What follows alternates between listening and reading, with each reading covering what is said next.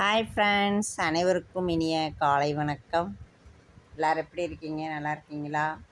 இன்றைக்கி வந்து ராஜா மலர் சேனலில் கிச்சன் கலாட்டான்னு ஒரு வீடியோ ஓடிட்டுருக்கு. அதில் தான் நீங்கள் இன்றைக்கி என்னென்ன சமையல், என்ன கிச்சனில் என்ன கலாட்டா எல்லாத்தையும் நம்ம பார்க்கலாம் வாங்க. டீ அடுப்பில் வச்சுருக்கேன் பாருங்கள்.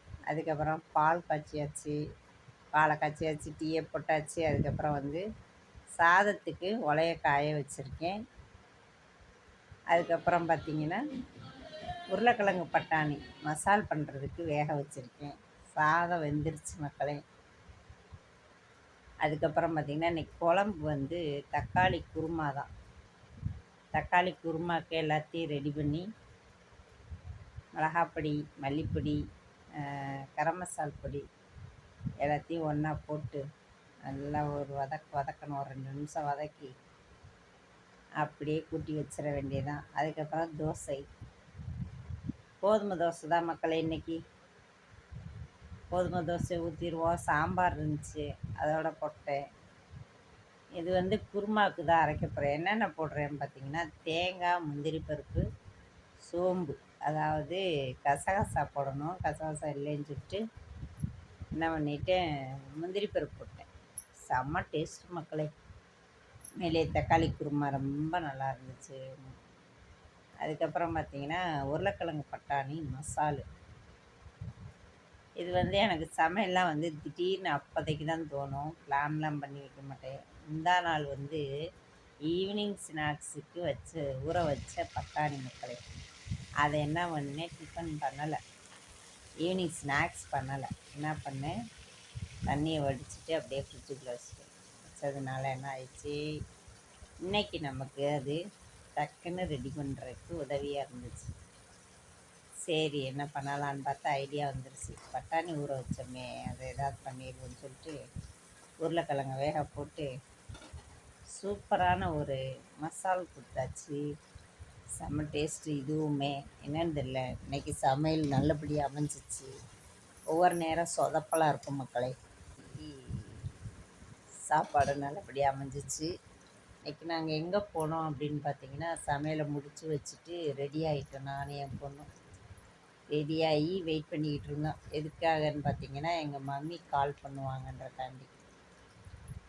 பால் காய்ச்சி வச்சுருக்கோம், அதுக்கு சீர் செய்யணும்ல, அதுக்காக ஜாமான் வாங்குறதுக்கு எங்கள் அம்மா ரெடி ஆகிருங்கம்மா, நான் ஃபோன் பண்ணோன்னே நீங்கள் கிளம்புவாங்க அப்படின்றாங்க. சரின்னு சொல்லிட்டு நானும் என் பொண்ணும் ரெடியாக இருந்தோம் மக்களே. அதுக்கப்புறமா சமைச்சி முடிச்சுட்டு சாப்பிட்டுட்டு கிளம்பிட்டோம். நான் மட்டும் தான் சாப்பிட்டேன், எங்கள் பாப்பா சாப்பிடலை. பாப்பாவும் எங்கள் அம்மாவும் என்ன பண்ணாங்க, ஹோட்டலில் காளான் பிரியாணி, செட்டிநாடு காளான் பிரியாணி சூப்பராக இருந்துச்சு. அங்கே தான் 2 பேர் சாப்பிட்டாங்க. அதில் நானும் கொஞ்சம் சாப்பிட்டேன். அது மாதிரி இன்றைக்கி பொழுது சூப்பராக போச்சு. வெளியில் நல்லா ஜாலியாக டவுனுக்குள்ளே போய் சுற்றி அடித்து தேவையான ஜாமானெல்லாம் வாங்கிட்டு அப்படியே எங்கள் மாமா வந்தால் அவர் வரவோ எல்லாருக்கும் ட்ரெஸ்ஸு, எங்கள் அம்மா ட்ரெஸ் எடுத்தாங்க, விளக்கு வாங்கினாங்க, பால் காய்ச்சிற பாத்திரம், காய்கறி எல்லாம் வாங்கிட்டு அப்படியே நாங்கள் எப்படி வீட்டுக்கு வர வந்து ஒரு 7 மணி இருக்கு மக்களே. 7 மணி ஆயிடுச்சு வீட்டுக்கு வர. செம்ம ஜாலியாக போச்சு இன்றைக்கி பொழுது. சரி மசால் ரெடி ஆயிடுச்சு பாருங்கள். அதுக்கப்புறம் பார்த்திங்கன்னா கோதுமை மாவு கொஞ்சம் தான் இருந்துச்சு மக்களே. என்ன பண்ணால் எனக்கும் என் பையனுக்கும் தோசை ஊற்றினேன். அதுக்கப்புறம் பாப்பாவுக்கு இல்லை, பாப்பா கோதுமை மாவு கரைக்குவான்னு, வேணாம் சேமியா ஏதாவது இருந்தால் பண்ணுங்கம்மா அப்படின்ட்டா. சரி ஓகேன்னு சொல்லிவிட்டு பாப்பாவுக்கு மட்டும் சேமியா கிண்டினேன் மக்களே. என்ன சேமியான்னு பார்த்தீங்கன்னா ராகியில் தான், ராகி சேமியா உப்புமா.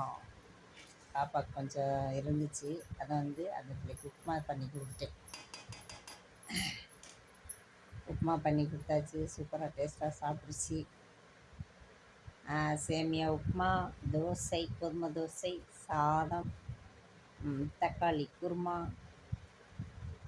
பட்டாணி உருளைக்கிழங்கு மசால். அவ்வளோதான். ராஜா மலர் சேனலில் இன்றைக்கி சமையல் முடிந்தது.